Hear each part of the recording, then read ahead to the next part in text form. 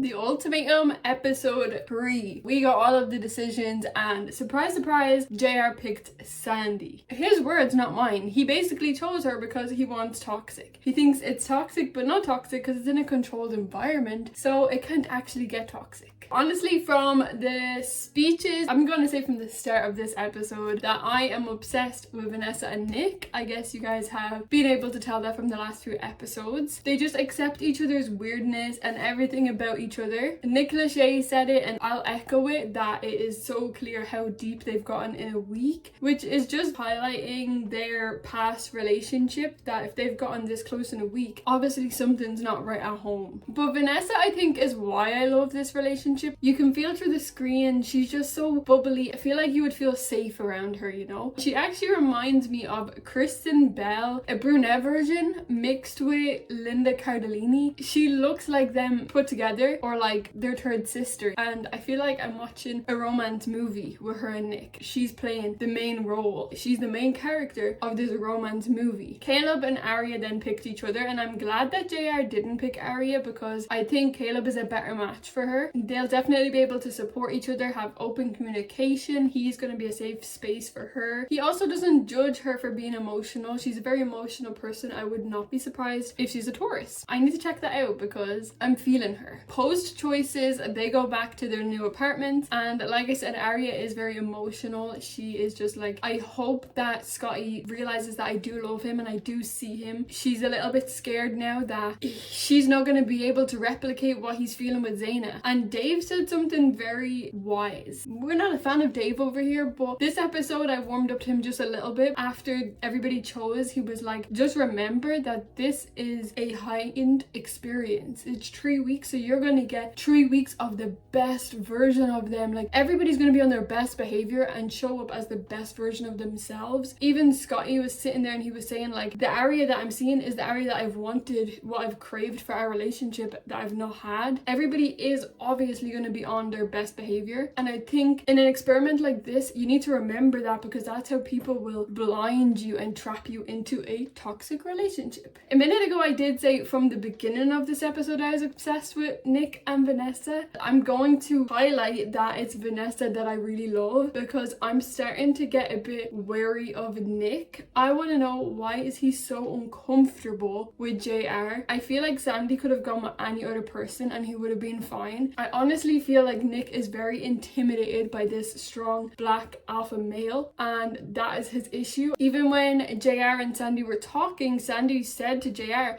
I feel like Nick's problem is you, and that was very loud to me. Like, if you didn't hear that, listen again. I'm not comfortable with Nick anymore, you know? I feel like his problem with JR is very clear. I feel like he would have been comfortable with Sandy going anywhere else, but he was clearly very irritated by the fact that she was going with JR. And I think it's clear that he's very intimidated by him. And who knows, maybe he would be intimidated by any muscular man, but I feel like the fact that he is a strong black alpha male also plays a part in it. Maybe you don't see it like that, but I definitely, the language they're using and the keywords they're using is very obvious. Now JR is also like, sir, you do not want to have a conversation with this girl. Every conversation she tries to have with him, he turns it sexual. JR is not interested in her, as in like on a deep emotional level. She keeps talking about this connection that they have, and I just don't see it. There's only one thing on JR's mind, and it is not how is she feeling. Dave opened up to Chanel, and he was talking about how he was actually triggered when everybody was leaving because Nick took his ring with him. So before everybody left, they gave out the engagement rings, which is a new part of the experiment. They never give engagement rings, but this time they gave them at the beginning of the trial marriage. So it's like, you can keep this for the person you came with or take it with you for your trial marriage. And Nick actually took his ring with him when he left with Vanessa. Most of the rings were left on the table. We see in that shot very clearly, but I'm pretty sure it was Nick, Scotty and JR who took their rings with him, and everybody else left them on the table. I'm pretty sure I seen 3 rings still on the table, so I understand why Dave was triggered by that. And that's the thing that I don't get with Nick. He's so triggered by JR going with Sandy, but he's literally fallen in love with another girl. Why are you so upset? And to echo what I said in my previous video, he brought Sandy here. It's okay for her to fully jump into this experience and get to know anybody she damn wants to get to know, because you brought her here. Micah and Mariah were so uncomfortable. Like, Like, it was so awkward to watch. He was sitting on the chair like,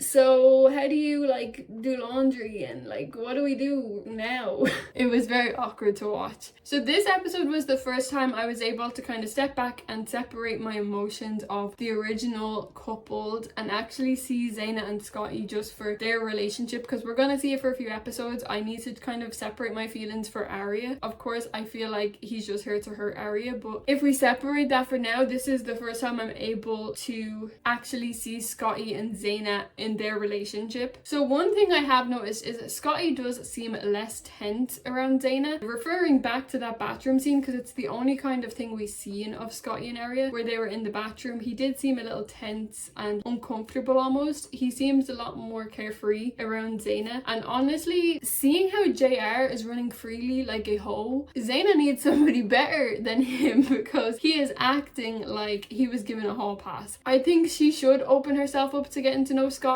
Besides my feelings obviously towards Scotty, Zena I think does deserve somebody better. JR doesn't know what he actually wants, unless he actually does like Zena, loves Zena, wants to marry Zena, and is just using this as a hall pass. At that point, you're still trash. I always seen this quote where it's like, if there's a second person that enters a situation, choose the second option, because they should have never become an option to begin with. But yeah, Zena and Scotty are very giggly and almost nervous around each other, so it is nice to see a relationship forming. We gotta let it play out and stop judging. Maybe y'all love him, I don't know yet. Y'all could let me know who's your favorite couples that have formed now, not the ones that came with. Who's your favorite couple for the trial marriage? Arya is hoping that Scott is sleeping on the couch. Sis, I promise you he is cuddling in that bed being the big spoon. I'm sorry, get a good night's sleep and try and just block that man out of your head for the next 3 weeks. I want to know why Sandy was in bed clutching her glass of wine. She literally did not let go of that glass of wine. JR was lying down getting ready for cuddles and everything. She was still holding that glass of wine, and I think that highlights what Nick was talking about, that she's just very party at all times. She was in bed clutching a glass of wine. At bedtime you should be holding a cup of tea, not a glass of wine. We did see that Micah and Chanel both left their apartment at 3:20 a.m. so they were 100% meeting each other. Now Dave was shitting himself. He's like, where are you going? This is a new area, you don't know where you're going, like you're not gonna be safe. And she was like, don't worry about it, I'll be back soon.